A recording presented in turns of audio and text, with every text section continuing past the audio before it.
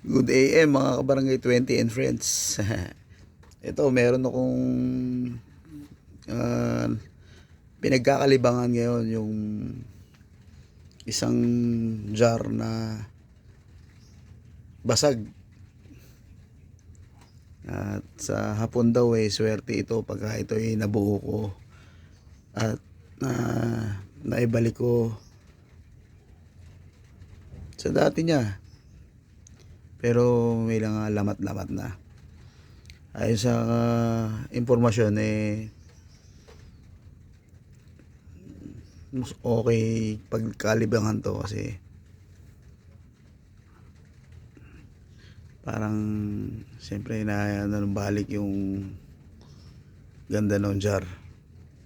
O hanggang sa susunod po. Keep safe. God bless.